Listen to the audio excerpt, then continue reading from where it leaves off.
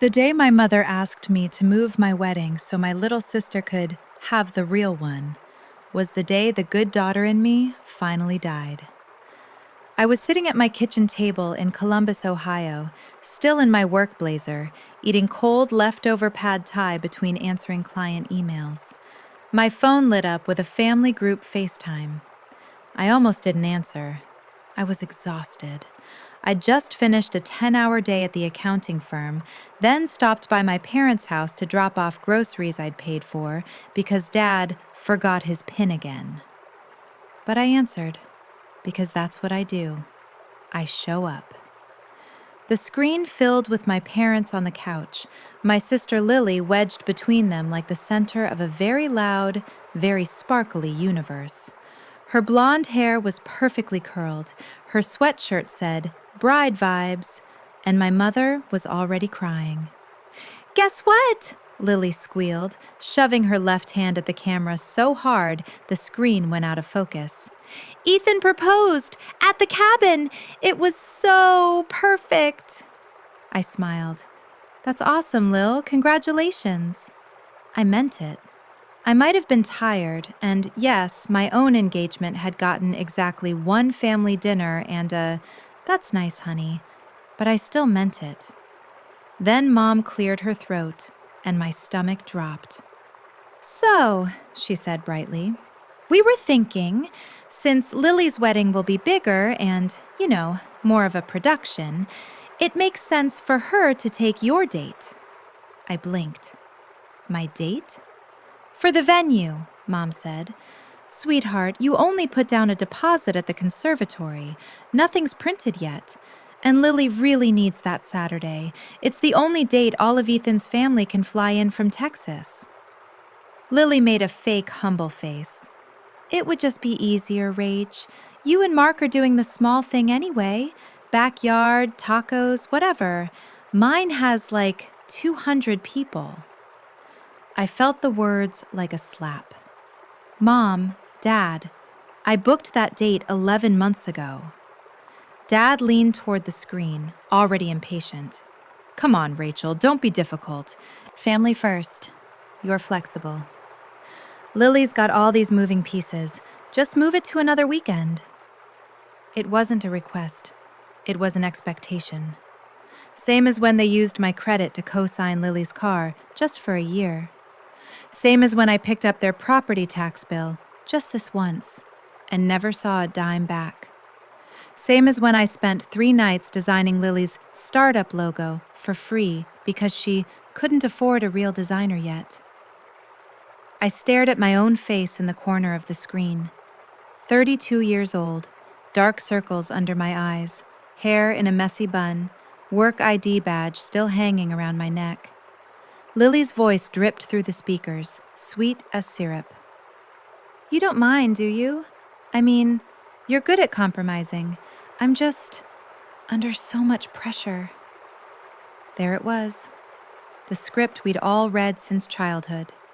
Lily, fragile, special, needs protecting. Me, sturdy, reasonable, will bend. I did what I've always done. I made my voice small so everyone else could be comfortable. "I'll figure something out," I heard myself say. Mom clapped. "Knew you'd understand. We'll talk details on Sunday. Oh, and could you help with the budget spreadsheet? You're so good with numbers." They hung up, buzzing with excitement. I set my phone down on the table and stared at the wall. They hadn't asked how my day was. They hadn't asked if moving my date would cost me money, or if Mark's family could change their flights, or if I even wanted to. They just assumed I would absorb the impact, like always.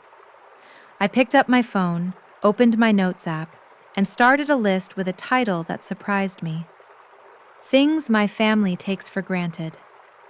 I didn't know it yet, but that list was the start of everything. The revenge, the escape, the quiet, methodical end of my role as the family's unpaid, uncredited problem solver. If you've ever felt like the capable one everyone leans on until your back breaks, keep listening. because my family thought they were just stealing my wedding date. They had no idea I was about to take back my entire life. My name is Rachel Porter. I grew up in a 3-bedroom house in a middle-class neighborhood outside Columbus, the kind with cul-de-sacs, Little League, and neighbors who waved while quietly judging your lawn. On paper, I had a normal childhood. 2 parents, 1 little sister, family vacations to Myrtle Beach every other summer, church on Easter and Christmas, matching pajamas on Christmas Eve. But in our house, there was an unspoken rule carved into every conversation. Lily is the sun. The rest of us revolve around her. Lily was born 3 years after me, 6 weeks premature.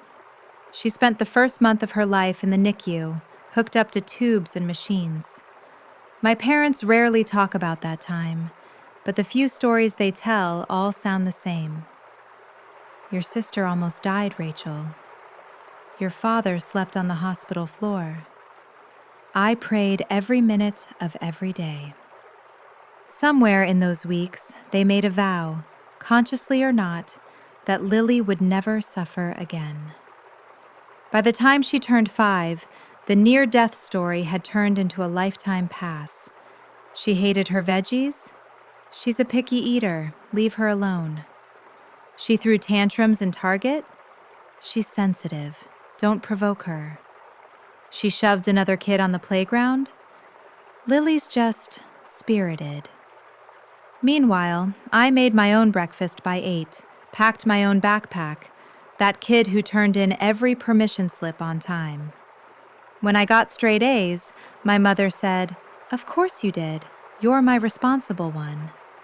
When Lily got a B- in freshman English, Mom emailed the teacher to complain the grading was unfair and damaging to Lily's confidence. By high school, the roles were set in stone. Lily did cheerleading, theater, and 3 clubs she barely attended. I did homework, part-time jobs, and quietly fixed problems. When Dad forgot to pay the electric bill, I was the one who called the utility company from my prepaid flip phone, asking for an extension. When Mom overspent on back-to-school clothes, I babysat neighbor kids to cover my own lunch money so she wouldn't feel bad. Lily got a Sweet 16 party with a DJ, a chocolate fountain, and a rented photo booth. I got a sheet cake in the kitchen and a card with $20. I learned early that if I wanted something, I had to earn it. So I did. I worked through community college, then transferred to Ohio State on a scholarship. I majored in accounting because it was practical and I was good at it, not because I loved spreadsheets. I picked up an internship at a small CPA firm my junior year. By 24, I had my CPA license and a full-time job at a mid-size firm downtown. I paid off my student loans. I bought my own used Corolla, in my name only. I saved an emergency fund, and because I could, I started helping my parents. $50 here until payday. An extra grocery run when Dad's hours got cut. Covering the property tax when Mom cried at the kitchen table and said, "We could lose the house, Rachel." Every time I told myself, "This is what good daughters do." Every time they said, "You're a lifesaver. Lily just isn't wired for this stuff." When Lily flunked out of her first attempt at college, they called it a bad fit. When she dropped out of cosmetology school 6 months later, they said the program was toxic. When she quit her 3rd job in a year because her manager wasn't supportive enough, they said, some people just aren't meant for traditional work. Some people. I, apparently, was meant for all of it. By 29, I was paying at least one of their bills almost every month, sometimes 2. They never called it that, of course. They called it helping out, pitching in, being there for family. When Lily announced she was launching a wellness jewelry brand on Instagram, Mom and Dad threw her an entrepreneurship party. I built her the cost spreadsheet that showed she was losing money on every bracelet. She skimmed it and said, "I'm just not a numbers person, Rach. Can you just handle that stuff?" I did, for free. So when I tell you that the wedding date thing wasn't a one-off insult, you understand. It wasn't about the day. It was about 32 years of being the family's unpaid CFO, therapist, and crisis manager. It was about living in a house where one kid was carried and the other was handed a clipboard. A week after the FaceTime call, I sat in my childhood living room with a laptop on my knees, building Lily a wedding budget. She scrolled Pinterest on her phone, pointing at things she needed. "Definitely a live band," she said, flicking her hair. "Ethan's cousin DJs, but it has to be a band. It just feels more luxury." I typed live band, $5,000, and tried not to think about the number. "Flowers everywhere," Mom added, perched on the edge of the recliner. "Like those TikToks, the ones where the whole ceiling is covered." Lily nodded. "Oh my God, yes! We have to go viral." I typed floral installation, $8,000, and wondered if any of them had looked at a bank account in the last year. Dad walked in from the kitchen with a beer. "Food stations, not a buffet. We're not cheaping out." "We?" I asked carefully. "Have you all decided on a total budget yet?" 3 blank faces turned toward me. "Well," Mom said slowly, "we'll put in what we can. Ethan's parents will help, of course, and you'll make it work, right?" "Make it work how?" I asked. "This is a $30,000 wedding, minimum." Lily made a face. "Don't say numbers out loud, Rachel. It kills the vibe." I closed the laptop. Vibe or not, someone has to pay deposits. Mom waved a hand. "We'll shuffle some things. You know how it is. And you're good with credit cards." My chest tightened. "Excuse me?" She smiled like she was telling me I looked nice. "We were thinking maybe you could put a few things on your card, just temporarily. You get points anyway." "Mom, my card is for my life, not for a wedding that isn't mine." Her smile faded. "Don't be like that. You know we always pay you back." I looked at my phone. 4 "I'll pay you back" transfers from the last year sat in my Venmo history, all still pending, all forgotten. "Actually," I said quietly, "you don't." The room went still. Dad shifted. "We're your parents. You help family. Lily can't manage all this stress alone." There it was again. Lily cannot. Rachel must. I took a slow breath. "I'll help you make a realistic budget with what you actually have. But I'm not putting any of this on my credit." Lily's eyes filled with tears on cue. "So you're just, what, jealous? Because my wedding will be bigger?" I swallowed down the old familiar guilt. "No, I'm tired. There's a difference." That night, I went home to the small 2-bedroom townhouse I shared with my fiancé, Mark. He was grading papers at the table. He teaches high school history, and I dropped into the chair across from him. "How bad was it?" he asked. "Worse than I expected," I said.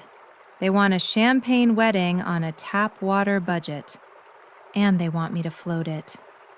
He set down his pen. "We don't have to move our date, you know. We can just say no." I stared at him. I loved that he believed that. I loved that in his family, no meant something other than World War III. but he didn't grow up Porter. Last time I told my mom no, I said, she didn't talk to me for 3 weeks, and that was over not driving Lily to a hair appointment. He winced.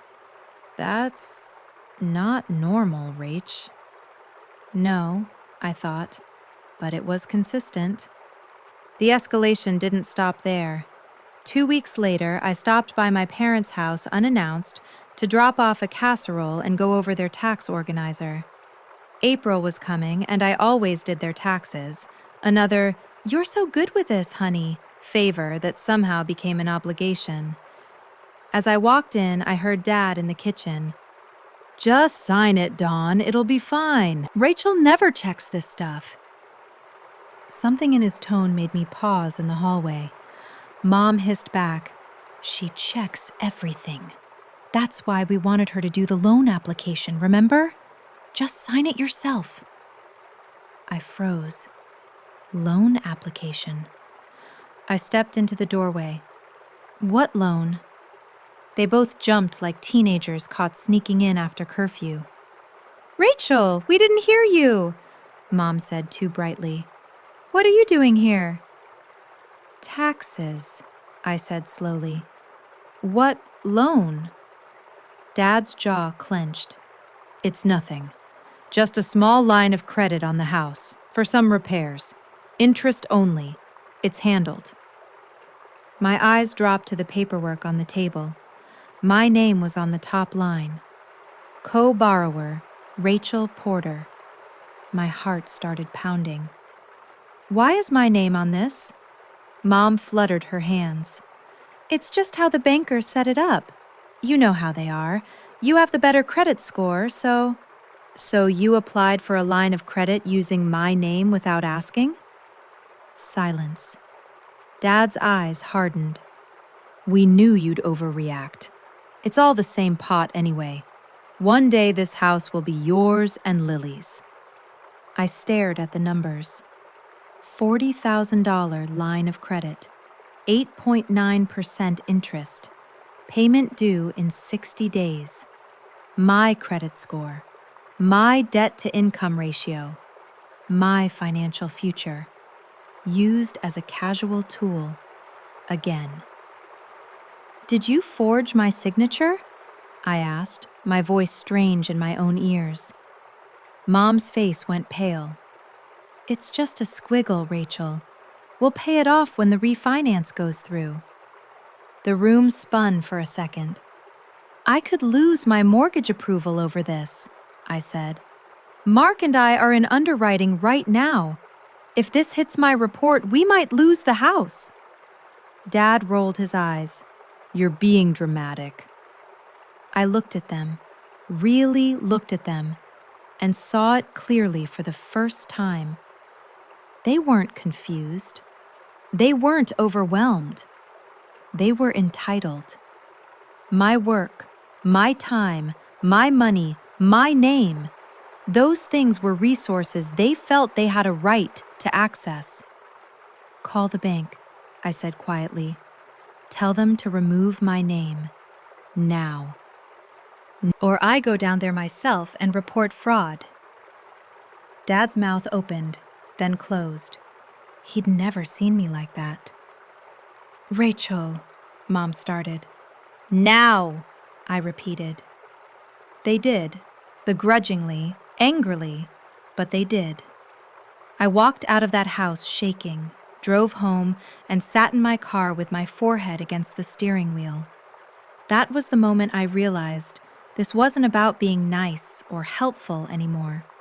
This was about self-preservation.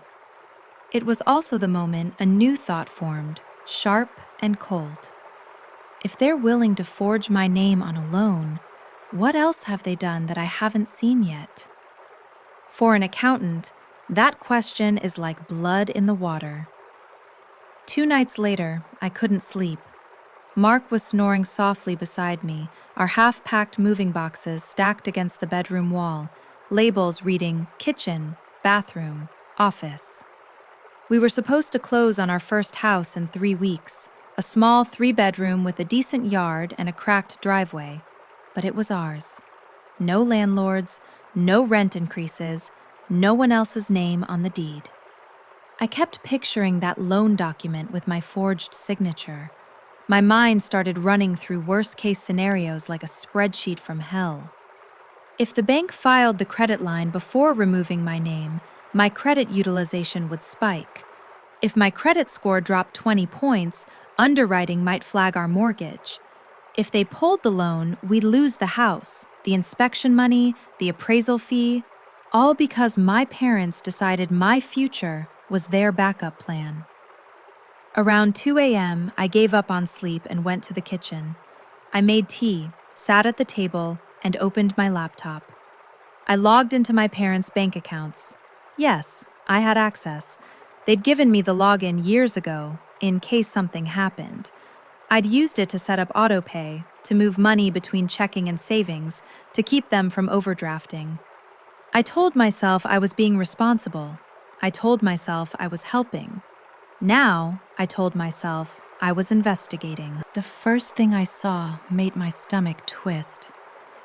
There, in their joint checking account, were automatic transfers from my own account.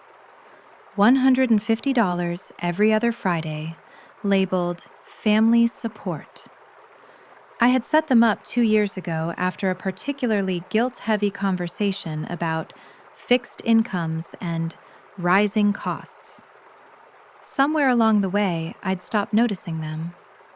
I clicked into the credit card. Target, DoorDash, Amazon. A $400 charge at a bridal boutique the week after Lily got engaged. I switched to their savings account. Balance, $74.28. My chest tightened. They didn't have the money for the wedding they wanted. They didn't even have the money to cover an emergency. Then I opened a tab I'd never bothered with before. Dad's small business account. He ran a tiny handyman business, Porter Home Repair, out of a beat-up Ford truck. I'd helped him register the LLC in college. I typed in the login, half expecting it not to work. It did. The balance was lower than I expected, but that wasn't what caught my eye. It was the list of recurring transfers. Every month, like clockwork, $750 left his business account and landed in an account under the name Lily Grace Porter. Another $500 went to a credit card I didn't recognize. I opened Lily's account, the one I'd helped her set up when she started her wellness jewelry brand. Her balance was healthy, very healthy, for someone who hadn't held a job for more than 6 months. My father was funneling money to my sister every month, while borrowing from me to pay the property taxes. My tea went cold. Then I opened one more thing. My parents' wills. I had copies in my email from the year I did their estate spreadsheet. I pulled them up and scrolled through the familiar language. If both parents passed, the house was to be sold, proceeds split equally between our beloved daughters, Rachel Ann Porter and Lily Grace Porter. I remembered clinging to that line the first time I read it. Equal. Something about that had steadied me. But now, for the first time, I noticed the date. The will was 10 years old, dated before my mother's father died. Grandpa had left them a small lake cabin in Hocking Hills. Back then, Grandma had told me quietly, "One day, you girls will share that place. It's your escape hatch if life gets too loud." I searched the will for any mention of the cabin. Nothing. A cold feeling crawled up my spine.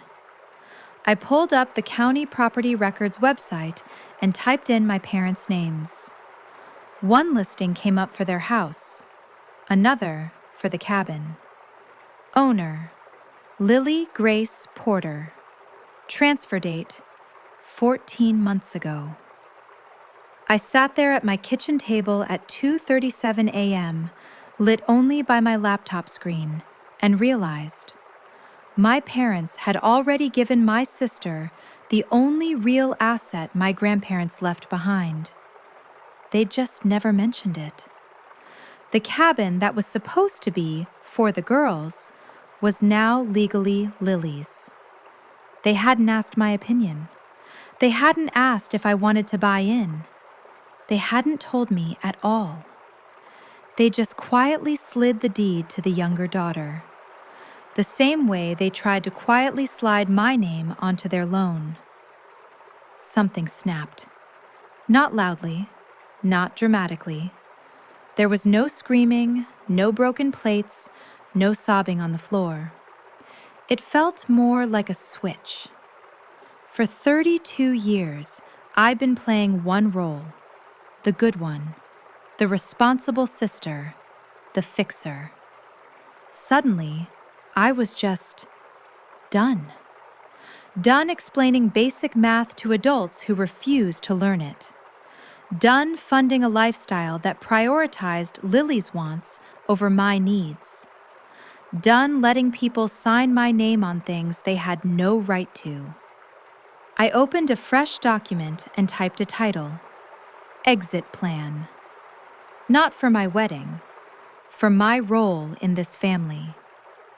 The obvious path, the one every angry, exhausted part of me wanted, was to show up at Sunday dinner, drop a folder of printed bank statements on the table, and blow everything up.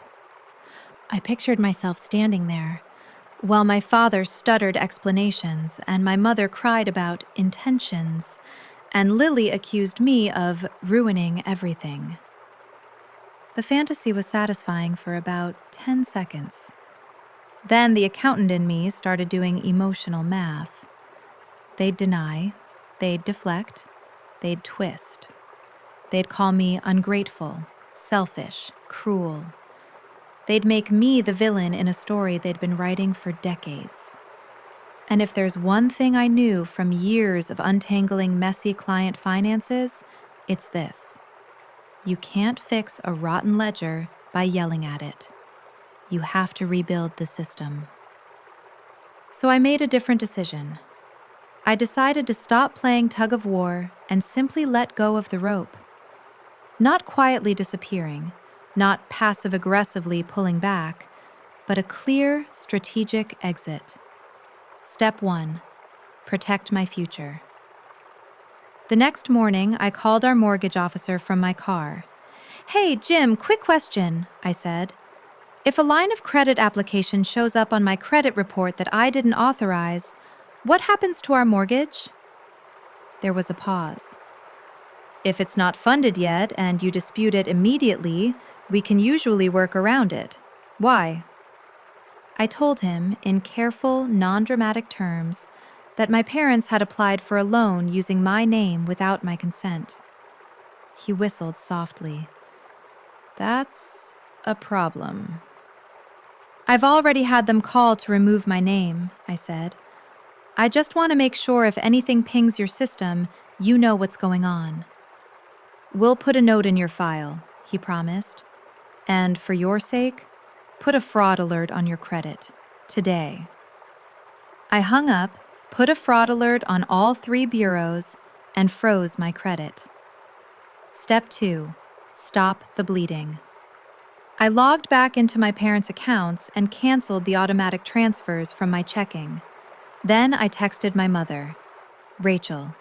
"Hey, I've been reviewing my budget. I can't do the automatic transfers anymore. I'll still help in emergencies when I can, but I need to scale back." Her response was immediate. "Are you serious right now? With everything going on? Lily's wedding is coming and you're pulling support?" Old Rachel would have explained, apologized, offered options. New Rachel typed, "Yes, I have my own house and wedding to pay for. I can't be your backup plan."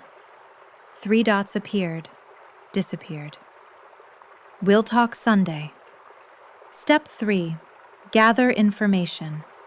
I printed everything: bank statements, transfer histories, property records, the deed showing the cabin in Lily's name. I color-coded them, not because I needed to, but because it calmed me. Red tabs for unethical transfers, yellow for gifts to Lily that had never been acknowledged, blue for major decisions made without informing me, like the cabin deed. I slipped them into a binder. On the spine, I wrote in neat black marker, Porter Family Financials, real versions. Step 4. Decide when and how to present it. This part took the longest. I knew from years of trying that private conversations with my parents ended the same way: tears, guilt trips, and me comforting the very people who had hurt me. They needed an audience to perform for, so I decided to give them one. Not strangers, not TikTok, not some public shaming circus, but the one group they still feared disappointing: extended family. My grandparents' siblings, the aunts and uncles who still believed my parents were good, hard-working people who sacrificed everything for their girls. The ones who had quietly given my parents money over the years, believing it went to bills, not balloon arches and self-care retreats. Conveniently, there was already a date when most of them would gather: Lily's wedding. The one I'd graciously moved my own date for. I looked at the binder, at my calendar, at the copy of my grandparents' old cabin deed I had saved in my files. My anger cooled into something else. Not forgiveness, not yet, but focus. I wasn't going to scream. I wasn't going to throw drinks or crash Lily's reception in a white dress. I was going to do what I do best: document, present, execute. Quietly, legally, thoroughly. And I was going to do it with backup. The first person I told was not Mark. It was Aunt Evelyn. She's my dad's older sister, the one who moved to Cincinnati and made it out. She's also a retired tax attorney. We met halfway at a diner off I-71, the kind with bottomless coffee and cracked red vinyl booths. I put the binder on the table between us. She raised an eyebrow. "That looks ominous." "It is," I said. She flipped through the tabs slowly, her lawyer brain humming behind sharp blue eyes. She didn't interrupt, didn't gasp, just absorbed. When she reached the cabin deed, she stopped. "They didn't tell you," she said. It wasn't a question. "No." She tapped the paper. "You know your grandparents left this with the explicit instruction that it was for both granddaughters, right? They told me, said it was for the girls, not their parents." I swallowed. "I know. Grandma told me too. I just assumed, stupidly, I guess, that they'd honor that." Evelyn sat back. "I can't undo the transfer. It's a valid deed. But I can tell you this. Your parents have been misrepresenting their finances to the family for years. They've taken money from me, from Uncle Don, claiming dire emergencies. If they're funneling monthly payments to Lily, that's fraud adjacent, if not outright." I stared at my coffee. What do I do? I can't keep paying for their mess. But if I cut them off without context, they'll spin it. Evelyn smiled, slow and dangerous. "Then don't cut them off quietly. You document. You set boundaries. And when the whole clan is in one place, you present the truth and step back." "Like a family shareholders meeting," I said. "Exactly," she said. "Only instead of dividends, you're distributing reality." The plan took shape over scrambled eggs and toast. I would stop all financial help except what I had already agreed to for my own wedding.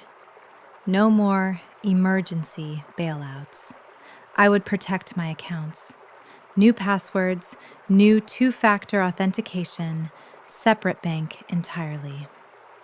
Evelyn would quietly contact a few key relatives, the ones who'd lent my parents money, and ask them to bring any proof of emergency loans they still had. We would request a family meeting the morning of Lily's wedding, under the guise of sharing important estate updates before the big day. If my parents refused, fine. That refusal would say enough. If they agreed, thinking maybe I was finally stepping up to fund something bigger, even better. The wildest part? I wasn't planning to ruin Lily's wedding. I wasn't going to interrupt her vows or expose her in front of Ethan's family. Our meeting would be hours before, in the conference room attached to the hotel where everyone was staying. Plenty of time for them to process before the aisle. Whether or not they would be emotionally capable of "I do" afterward, that wasn't my responsibility. While Evelyn drafted a neutral-sounding email about clarifying some estate matters and financial expectations, I worked on my own side of the plan. I booked the small conference room under my name. I ordered coffee, pastries, and a rental projector. I built a simple slide deck. Slide 1. Porter Family Finances. What's actually happening? Slide 2. Summary of my contributions over the last 10 years. Slide 3. Monthly transfers to Lily.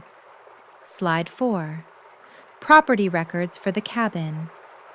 Slide 5. Summary of money relatives had lent.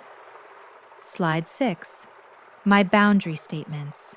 No shaming language, no insults, just numbers and facts. Meanwhile, I made another quiet change. I called my grandparents' old financial advisor, the one who handled their modest investments before they passed.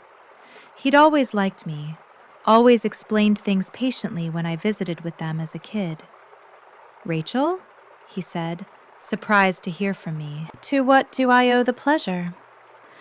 "I need some advice," I said, "about how to structure my own estate, and about how to not repeat my parents' mistakes."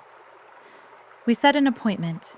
I updated my beneficiaries, created my own small will, and set up a separate savings account labeled Future Rachel Only.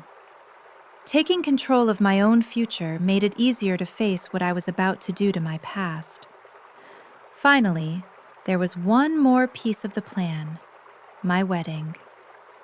Mark and I still wanted to get married. We still wanted to buy the house. We just no longer wanted my family anywhere near either event. So we made a decision. We would quietly move our ceremony up, get legally married at the courthouse 2 weeks before Lily's wedding, with 2 friends as witnesses. No fanfare, no drama, no opportunity for my parents to make it about them. The backyard taco party they'd been casually dismissing? That would still happen, but as a celebration with our friends and Mark's family a month later at the new house. When I told Mark everything, every loan, every forgery, every quiet theft, he didn't say, "I told you so." He just reached across the table, took my hand, and said, "Whatever you decide, I'm with you." That was the moment I knew I was marrying the right person. Not because he promised to fix it, but because he trusted me to. The morning of Lily's wedding dawned warm and bright, the kind of Ohio spring day Instagram lives for. The hotel lobby was chaos. Bridesmaids in matching robes, relatives in dress clothes, Ethan's cousins loudly arguing about college football. At 9 a.m. sharp, Evelyn stood in the lobby and clinked a spoon against a coffee mug. "Porter side," she called, voice carrying. Conference room on the second floor in 10 minutes. Rachel has some important updates from the estate and we'd like your input. The words estate and input were catnip to my parents. They arrived first. Mom was in a champagne-colored dress with tiny beads that caught the light. Dad wore a slightly too tight suit, tie crooked. Mom's mouth was already pinched. "This better not take long," she said. "We have hair and makeup in an hour." "It'll be brief," Evelyn said smoothly, "but important." Relatives trickled in. Uncle Don and his wife, Great Aunt Marie, Cousin Josh and his partner. Ethan's parents stayed downstairs, oblivious. This was Porter business. I stood at the front of the room in a simple navy dress, laptop open, hands oddly steady. Seeing all those familiar faces, people who'd sent birthday cards, graduation checks, casseroles when Grandpa died, made my throat tighten. I took a breath. "Thank you for coming," I said. "I know today is a big day for our family. Before we all head into celebration mode, I wanted to share some information and set some boundaries about my role in the family finances." Mom rolled her eyes. "Rachel, this is hardly the time." "Actually," Evelyn cut in, "it's exactly the time. Transparency is a gift." I clicked the first slide, a simple title, "Where the Money Has Been Going." I didn't look at my parents as I walked them through the numbers. I spoke calmly. Over the last 10 years, I've contributed approximately $38,000 to Mom and Dad's bills: mortgage, utilities, emergencies, and direct cash transfers. A murmur rose. I clicked to the next slide. During that same period, Dad's business account has transferred approximately $750 per month to Lily's personal account, plus payments toward a credit card in her name. Total, $67,500. Lily, already in full makeup with her hair in curlers, sucked in a breath. "Why are you talking about me?" "Because," I said, still calm, "for years I was told the family was in crisis, that there wasn't enough, that we might lose the house. I helped because I believed we were all struggling." I pulled up the cabin deed. It filled the screen, Lily's name clear at the top. "What I wasn't told," I continued, "is that the cabin Grandpa and Grandma meant for both of us was signed over solely to Lily last year, without my knowledge or consent." Aunt Marie gasped. "Dawn, is that true?" Mom's face went blotchy. "Dad wanted to reward Lily's entrepreneurship. We planned to balance it out later for Rachel." I met her eyes. "When?" She floundered. "When we could. You're always so stable. We knew you'd be fine." The words hit like a familiar slap. Stable. Fine. Translation? Expendable. I clicked to the next slide, bullet points summarizing the loans relatives had given my parents over the years. Evelyn had collected the numbers. I'd just totaled them. "Some of you have lent my parents money, believing it was for urgent needs," I said. "Medical bills, mortgage payments, car repairs. I'm not here to tell you what to do about that. I just think you deserve to see the full picture." I let the silence stretch. Dad's fists were clenched at his sides. "So what? You're humiliating us? On Lily's wedding day?" I shook my head. "I'm not humiliating you. I'm stopping a pattern. Which brings me to my last slide." I clicked. The words were simple, in black on white. My boundaries moving forward. I will no longer provide ongoing financial support to Mom and Dad. I will not co-sign loans, share my credit, or allow my name on any of their accounts. I will not be responsible for funding Lily's wedding or any of her businesses. I will not participate in financial conversations where I am lied to or manipulated. A tremor started in my hands, but I kept going. I love this family, I said, but love without boundaries is not love. It's enablement. I have spent most of my adult life patching holes in a boat I didn't punch. I'm done. My parents are capable adults. Lily is a capable adult. How they choose to move forward is up to them. But my wallet, my credit, and my mental health are no longer on the table. Mom's eyes filled with tears. After everything we've sacrificed for you, Evelyn cut in again, voice sharp. You mean the cabin your parents meant for both girls? Dad turned on her. You stay out of this. She smiled coolly. I stayed out of it for 10 years. That was my mistake. Lily stood up, chair scraping. So what? You're just jealous I got the cabin? You don't even like going out there. You're always working. She said working like it was a character flaw. I turned to her. This isn't about the cabin. It's about honesty.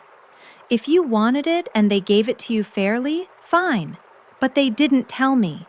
Just like they didn't tell anyone they were paying your bills while asking the rest of us for help. Uncle Don cleared his throat. Don, Dustin, we thought you were drowning. All this time you were sending money to Lily? Dad sputtered. She needed it to keep her dream going. Rachel doesn't need help. She's got a good job. I let him say it. Let him lay out the belief clearly, publicly. Then I said, I'm not your retirement plan. I'm not Lily's venture capitalist. I'm your daughter. And I'm done being your invisible credit line. My heart was pounding so hard I could feel it in my teeth. I'm not asking anyone here to pick sides, I added. But going forward, if you loan my parents or my sister money, please consider getting it in writing. I will not be able to bail them out. I closed the laptop. That's all, I said. Thank you for listening. I hope you have a wonderful time at Lily's wedding. I truly do. I meant that last part more than I expected.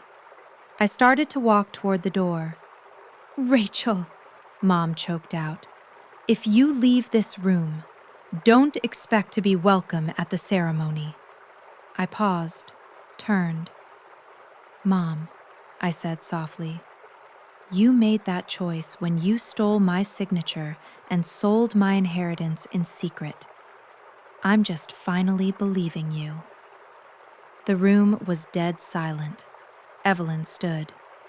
I'll walk you out, kiddo. We left. I heard voices rising behind us. Questions, accusations. Someone crying. But for once, it wasn't my job to stay and smooth it over. In the parking lot, Mark was waiting by our car in his suit. He'd offered to come up with me. I'd asked him to stay out of the blast radius. When he saw my face, he opened his arms. How bad? Exactly as bad as I thought, I said into his shoulder. Maybe worse. But it's done. We drove away before the limo pulled up for Lily. That afternoon, while my family posed for pictures and pretended everything was fine, I sat on our living room floor in leggings and a t-shirt, eating pizza with Mark, our marriage certificate pinned to the fridge with a magnet shaped like Ohio. I won't pretend I didn't cry. I did. Grief and relief tangled together in my chest. Somewhere around the second slice, my phone buzzed. A text from Aunt Marie. I'm proud of you. Your grandparents would be too. Then one from Uncle Don. No more checks to your folks. That well is closed. If you ever need help instead, "You call me." And surprisingly, one from Ethan's mom, whom I barely knew. I heard a bit about what happened this morning. For what it's worth, I think Lily will be better off with parents who tell her no once in a while. No message from my parents. None from Lily. Not that day. Karma doesn't always show up instantly, but consequences? Those arrived right on time. Over the next few weeks, the fallout slowly filtered back to me. The caterer called Aunt Evelyn when my parents' deposit check bounced. The photographer demanded payment in full before releasing the wedding photos. The bank denied my dad's application for another line of credit, this time without my name to prop it up. Lily tried to sell cabin retreat weekends through her Instagram page, only to discover property taxes on the place were months overdue. Every problem they'd once dumped quietly onto my lap now sat squarely in theirs. I didn't swoop in. I didn't offer spreadsheets or phone calls. I let the silence answer for me. 6 months later, my mornings look very different. I wake up in a small, slightly creaky 3-bedroom house with peeling paint and a maple tree that dumps leaves all over the yard in the fall. It's perfect. Mark makes coffee while I open the blinds in our kitchen. Sunlight hits the photos on the wall. Our courthouse wedding, our backyard taco party with his family and our friends. A Polaroid of us painting the living room, a color that looked better on the sample card. There are no framed pictures of my parents on the wall. Not out of spite, out of honesty. They haven't been to the house. After the wedding, my mother sent me a long, furious email about public humiliation and betrayal. I replied with 2 sentences. I won't discuss this over email. When you're ready to acknowledge what you did, with my signature and the cabin, we can talk with a therapist present. Until then, I wish you well. They never took me up on it. Lily blocked me on everything after posting a vague Instagram story about toxic siblings who can't handle your glow. Sometimes, late at night, I click on her profile from a burner account. I see her trying to pivot her jewelry brand, running discounts, posting cabin photos with captions about sacred spaces. I feel a twinge of something. Not guilt exactly, more like sadness for the girl who was never told no early enough to build muscle around it. I don't hate her, but I also don't trust her. That's the part people don't talk about much. You can love someone and still not give them access to you. In therapy, a new, non-negotiable line item in my budget, I'm learning words like parentification and emotional labor. My therapist looked at me one day and said, "You were raised to be the family's safety net. You stepped out of that role. That doesn't make you cruel, it makes you alive." Sometimes, I still feel the old panic when my phone buzzes with an unknown number. Sometimes, I still draft apology texts in my head for things I didn't do. But then I remember how it felt, standing in that conference room with my binder and my slides, saying, "I'm done," and meaning it. I remember the look on my aunt's face when she said she was proud of me. I remember the sound of my own heartbeat slowing back down in my chest once the adrenaline faded. Most days now, my life is normal. I go to work, I come home, we argue about whose turn it is to scoop the litter box. We plan cheap weekend trips instead of financial rescue missions. I started a small side business helping women untangle their finances, divorce budgets, debt payoff plans, escape funds. When they tell me stories about partners or parents who use their money and then call them selfish for wanting boundaries, I don't judge. I just nod and say, I get it. Let's build you an exit plan. Because here's the thing I want every overworked, underappreciated woman to hear. You are allowed to stop being the responsible one when responsibility becomes exploitation. You are allowed to say no. You are allowed to protect your credit, your time, your mental health. You are allowed to love your family and still make them live with the consequences of their choices. You don't have to stage a PowerPoint on a wedding morning. You don't have to burn everything down in one dramatic scene. You can start small, change a password, cancel an automatic transfer. Say, I need to think about that, instead of course. Talk to a therapist, a friend, an aunt, a lawyer. And most importantly, document reality for yourself. When you write down what's actually happening, the Venmo requests, the unpaid, I'll pay you back promises, the silent expectations, it gets harder to gaslight yourself into believing you're overreacting. People sometimes ask me if I regret what I did. Do I regret showing my family the ledger they'd built on my back? Do I regret missing my sister's big white dress moment? No. What I regret are the years I believed my only worth in this family was measured in how much I could absorb. The years I thought being a good daughter meant setting myself on fire to keep everyone else warm. If you're listening to this and feeling that familiar knot in your stomach, that tightness in your chest when someone says, family first, but what they really mean is you last, I want you to remember my story. Not because I did it perfectly, but because I did it at all. The quiet ones aren't weak. We're patient. We're observant. And when we finally decide to leave the role we were assigned, we don't have to shout. We just have to step out of the spotlight we were never allowed to stand in, close the ledger, and walk toward a life where fine is no longer the highest compliment we get. A life where you're not just the one they call in a crisis, you're the one you can count on first.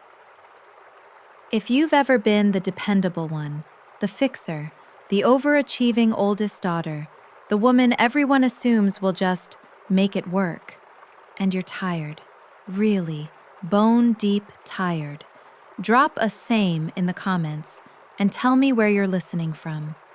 Because somewhere out there, another woman is sitting at her kitchen table at 2 a.m., staring at a bank statement and wondering if she's crazy. She's not. You're not. And I promise you, the day you stop being their safety net is the day you start being your own.